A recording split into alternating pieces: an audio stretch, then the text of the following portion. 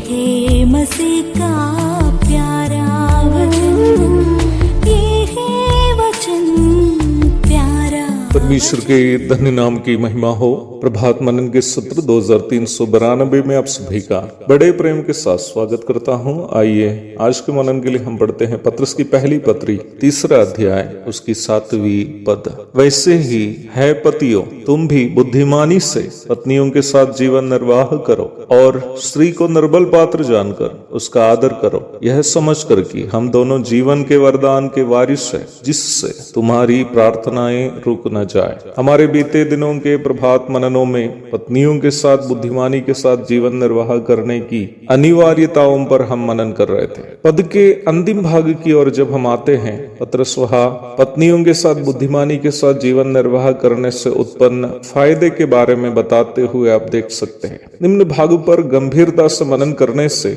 आप ये अवश्य समझ पाएंगे कि अत्यधिक महत्वपूर्ण एक आत्मिक सच्चाई को पत्रस यहाँ पाठकों के सामने प्रस्तुत किया है। हमारे कल के मनन में हम देखे थे कि यदि पतियां पत्नियों के भावुक प्रतिक्रियाओं को समझदारी के साथ सामना करे और सही को सही और गलत को गलत प्यार से उन्हें समझाए और परमेश्वर की महिमा को केवल लक्ष्य रखते हुए आपस में बातचीत करते हुए निर्णयों को ले, तो पारिवारिक जीवन एक बहुत ही आनंदमय जीवन बना सकते हैं। पारिवारिक जीवन में आपस की खुली बातचीत न केवल पति और पत्नी के बीच प्रेम बढ़ाता है, बल्कि मानसिक एकता भी उत्पन्न करता है। The frequent open conversations between husbands and wives not only increase love between them but also mental harmony. निम्न मानसिक एकता न केवल पारिवारिक जीवन में एक अवर्णनीय मानसिक अनुभव प्रदान करता है,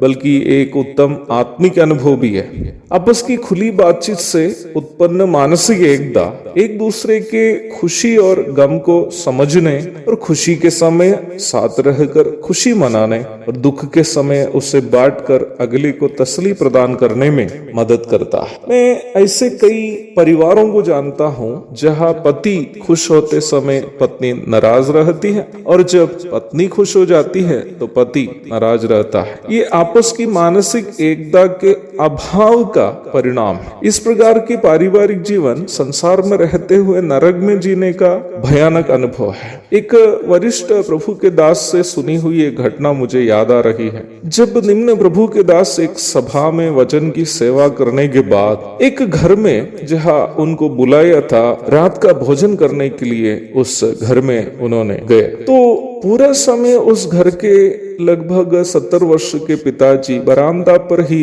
बैठे हुए रहा और उनके 45 वर्षीय बेटा और उनकी माँ प्रभु के दास को भोजन परोस रहे थे। जब बेटा प्रभु के दास को बस स्टैंड छोड़ने के लिए जा रहा था, उन्होंने प्रभु के दास से कहा कि कई वर्षों से, शायद 20 वर्षों से भी अधिक वर्षों से उनके पिताजी और माताजी आपस में बात नहीं करते हैं, जबकि दोनों एक ही छत के तले रहते हैं। लोग सोचते हैं कि यद्यपि मानसिक एकता तो नहीं है, परंतु हम तो तलाक नहीं लिए इसलिए कोई पाप नहीं कर रहे, जबकि ये पूर्णतया एक गलत सोच है। परमेश्वर यदि एक पुरुष और स्त्री को पति और पत्नी के रूप में जोड़ दिया, वो इसलिए नहीं है कि वे दोनों केवल एक छत के नीचे रहे, बल्कि इसलिए भी है कि वे दोनों मानसिक, शारीरिक तथा आत्मिक रूप में एकता में रहे। पति पत्नी और उन दोनों को जोड़ने वाला परमेश्वर के त्रिएकता का एक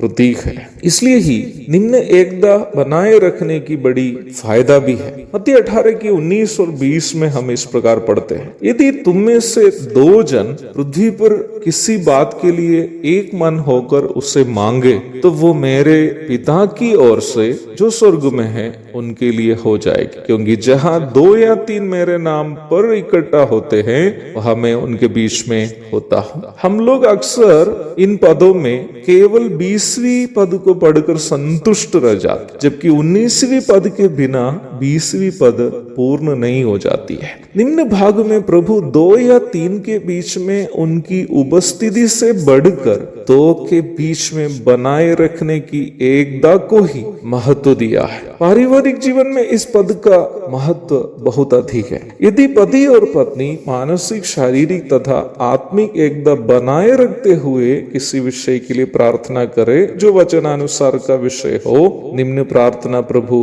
अवश्य सुनेंगे और उसका उत्तर भी अवश्य देंगे। इसलिए वचन पतियों से कहता है कि वे बुद्धिमानी के साथ अपनी अपनी पत्नियों के साथ जीवन निर्वाह करें ताकि उनकी प्रार्थनाएं पूर्ण रूप में असरदार हो। एक और शुभ दिन की धन्य कामनाओं के साथ आज का मनन में समाप्त करता हूँ। प्रभु आप सबको आशीष दे। आमीन। पापी को मुक्ति का द्वार है, संत को मार्ग का दर्शक है, विश्वास जो करते हैं